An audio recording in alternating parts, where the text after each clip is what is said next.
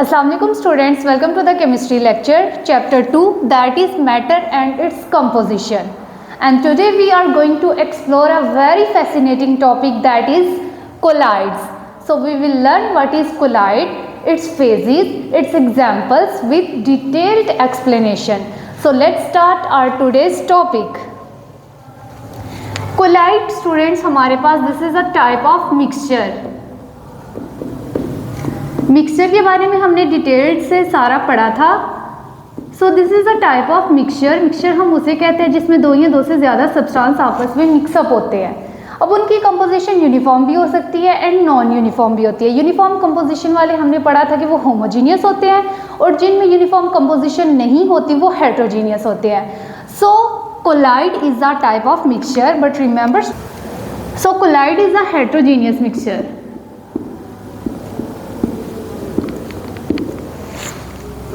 Collide में क्या होता है, पार्टिकल्स जो होते हैं वो एक सॉल्यूशन के अंदर सस्पेंडेड होते हैं. ठीक है, हम ये भी कह सकते हैं कि in colloid solution particles spread throughout, particles spread throughout another substance.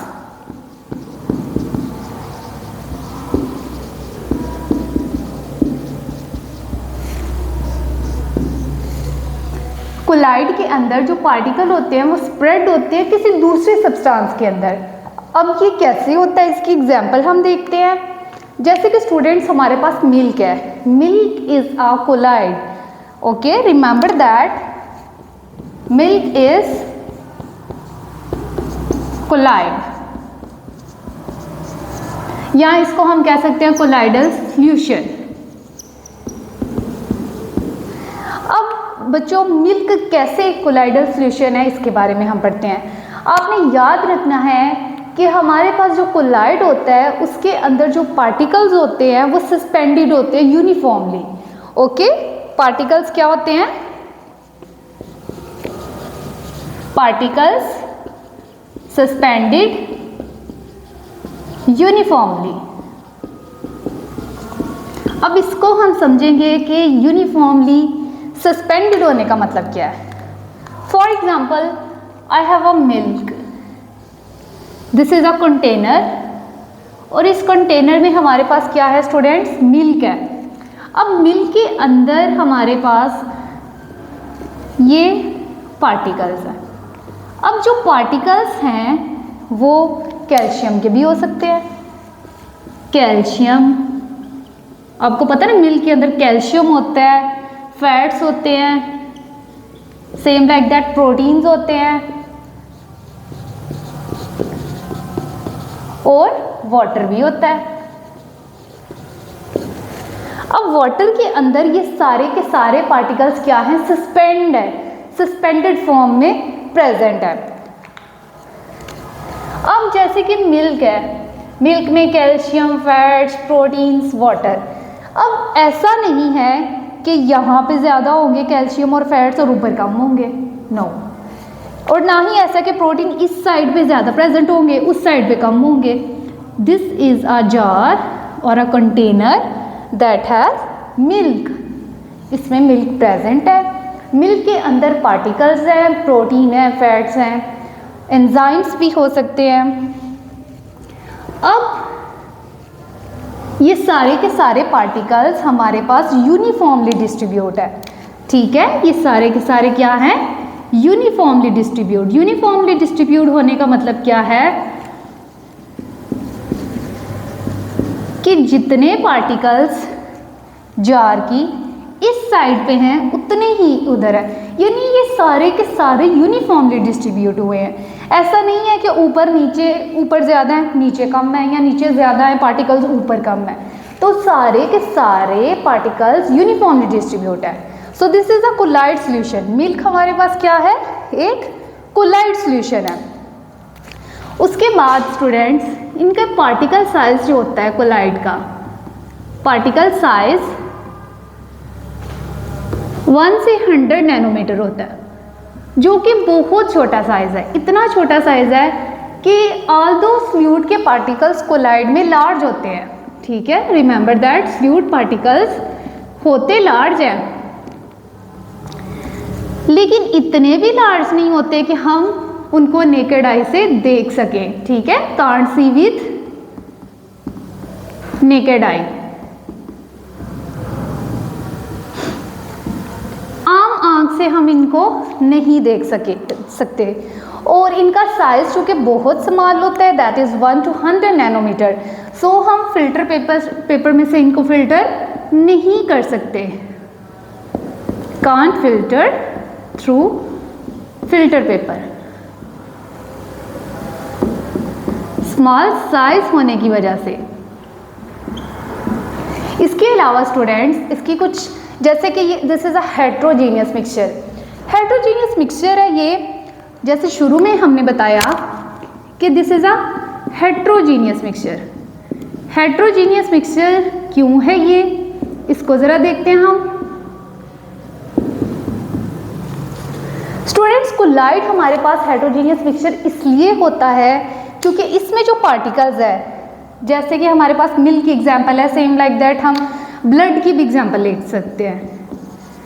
Blood के अंदर क्या चीज़ें होती हैं, जैसे कि हमारे पास होता है red blood cells, white blood cells, same like that platelets होते हैं।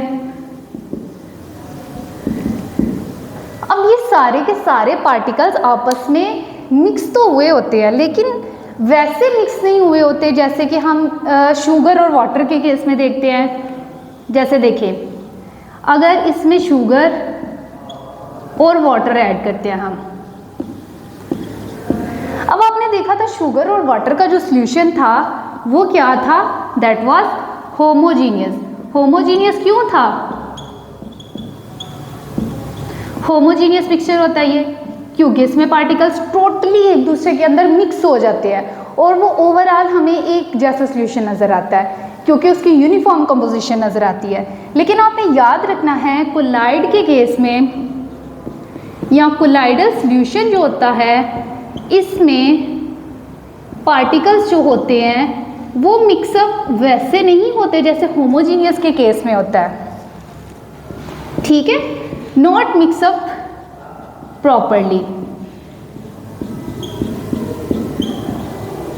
as we see in the case of homogeneous mixture. So students, next हम पढ़ते हैं कि हमारे पास जो कोलाइडल है इसको हम फॉल्स सॉल्यूशन भी कहते हैं। ठीक है, कोलाइड्स का दूसरा नाम है फॉल्स सॉल्यूशन। ठीक है, फॉल्स सॉल्यूशन भी इसको हम कहते हैं, या हम इसको कोलाइडल सॉल्यूशन भी कहते हैं।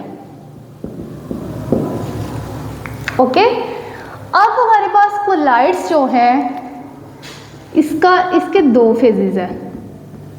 कोलाइड्स के फेजेस हम पढ़ते हैं कितने होते हैं students, there are 2 phases of colloids, dispersed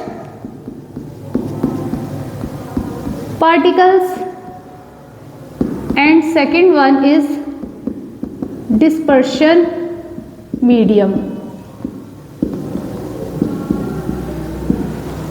ये 2 फेजेस है, आपकी बुक पे मेंशन्ड है लेकिन इसकी डेफिनेशन मेंशन नहीं है तो वो हम लिख लेते हैं। डिस्पर्स्ड पार्टिकल्स क्या होता है, the substance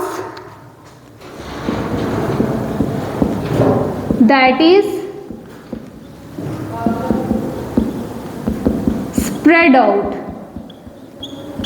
okay, dispersed particle की डेफिनेशन आप लिख सकते हैं, the substance that is spread out. जैसे कि ऑयल है, oil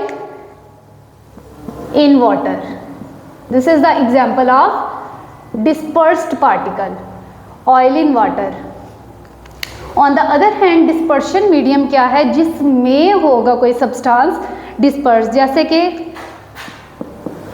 the substance in which the particles dispersed, like water in oil। So these are the 2 phases of colloids। Dispersed particles and dispersion medium. Dispersed particle students क्या होता है? The substance that is spread out, जैसे कि oil in water. And dispersion medium क्या है? The substance in which the particles disperse, जैसे कि water in oil. Next student हमारे पास एक बहुत इंपॉर्टेंट इफेक्ट है, that is Tyndall effect. That is very important क्योंकि ये डिस्टिंग्विश करता है कोलाइड्स को सॉल्यूशन से। कोलाइड और सॉल्यूशन को अगर हमने डिस्टिंग्विश करना होगा तो टिंडल इफेक्ट की बेस पे हम करेंगे। So let's start. What is Tyndall effect?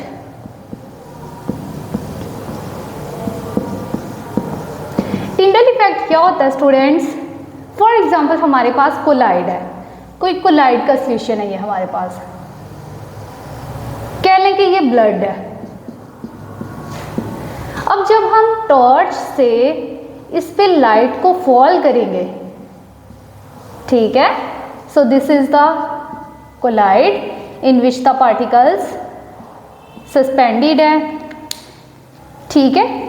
जब टॉर्च से हम लाइट को फॉल करते हैं कोलाइड सॉल्यूशन पे, तो ये बीम ऑफ लाइट को क्या कर देते हैं? स्कैटर कर देते हैं।